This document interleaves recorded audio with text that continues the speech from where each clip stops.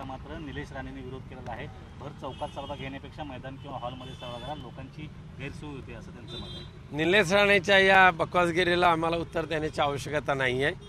आज हा जो पक्षप्रमुख उद्धवजी ठाकरे साहेबांचा दौरा आहे, हा जनसंवाद दौरा आहे आणि त्या जनसंवाद दौऱ्याच्या निमित्ताने ते सावंतवाडीच्या गांधी चौक, त्यानंतर इथे जिजामाता चौक, ते करून मालवणला जातील. कणकवलीला संध्याकाळी मैदानामध्ये जाहीर सभा आहे आणि उद्धवजींच्या आजच्या सभेमुळे ज्यांच्या पोटात पोटशूळ उठलेलं आहे ते अशा पद्धतीची डराव करतील आणि त्यामुळे त्यांच्या या डरावकडे लक्ष देण्याची आम्हाला आवश्यकता नाही. भाजपकडनं असं म्हटलंय की आमच्या नेत्यांवर जर आक्षेपार्ह विधान केलं तर सभा उधळून लावू.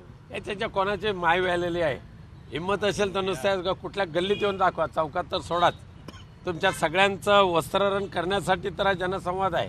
आज भारतीय जनता पक्षाच्या पापाचे घडे अमृत नोनी आर्थो प्लस, ये एक प्रूवन फॉर्मूला है. इसमें मौजूद नोनी फल के गुण और आयुर्वेदिक जड़ी बूटियां शरीर को जरूरी पोषक तत्व देने के साथ साथ हड्डियों और जोड़ों के घिसने, उनमें होने वाले सूजन और दर्द को रोकने में मदद करता है. दर्द मुक्त जीवन के लिए अमृत नोनी आर्थो प्लस भरलेले आहेत म्हणून तर त्यांना त्यांच्या पायाखालची वाळू घसरत चाललेली आहे. त्यामुळे धमकी देण्याची आता त्यांची लायकी आहे का ते बघावं लागेल.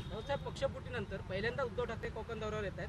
कशा प्रकारचं बळ कार्यकर्त्यांना मिळेल या दौऱ्यावर? कार्यकर्त्यांचं तर बळ खूपच चांगल्या पद्धतीने मिळेल. कार्यकर्ता उत्साहित तर होईलच आणि येणाऱ्या सगळ्या निवडणुका, खासदारकी असेल, आमदारकी असेल, जिल्हा परिषद असेल, या सगळ्या निवडणुका ह्या आम्ही आता शिवसेना आणि आघाडी या पक्षाच्या माध्यमातून जिंकणार म्हणजे जिंकणारच. निवडणूक आले की कोकणामध्ये राजकीय राडे सुरू होतात, राजकीय वातावरण दूषित करण्याचा प्रयत्न केला जातो, धमक्या दिल्या जातात, इशारे दिले जातात. हे नेहमीच आहे. ही एकच अवलादांची कीड आहे, बाकी तसं कोण नाही. मागच्या 10 वर्षामध्ये कोकणातलं राजकारण अत्यंत शांततामय आणि सुसंवादाचं राहिलेलं आहे.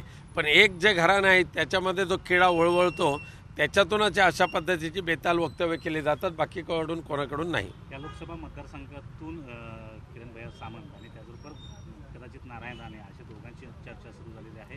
काय वाटतं? कोणी यायचं त्यांनी या, फक्त मनात अशी मानसिकता ठेवून घ्या की आपल्याला 2.5 लाखाच्या फरकाने आपटायचं आहे. ओके. त्याचबरोबर रत्नागिरी बारसू इथल्या प्रकल्पाला आपला नेहमी विरोध राहिलेला आहे. उद्धव ठाकरे दुसऱ्यांदा बारसूला भेट देत आहेत. हा विरोध परत एकदा तीव्र करण्याचा प्रयत्न आहे. रिफायनरीला आमचा विरोध आहे म्हणजे आहेच आणि तो राहणार सुद्धा. रिफायनरीसारख्या कोकणचा विनाश करणारे प्रकल्प आम्हाला नको आहेत तिथे. तर चांगले कोकणच्या पर्यटनाला आणि कोकणच्या भूमीला मानवणारे प्रकल्प इथे आणा, ही मागणी जी आहे. त्यामुळे उद्या रिफायनरीग्रस्त आहे ते पुन्हा एकदा पक्षप्रमुख उद्धवजी ठाकरे साहेबांना भेटतील आणि रिफायनरीचा विरोध आमचा कायम राहील. राणेंनी म्हटलं होतं की रिफायनरी तिथेच करणार.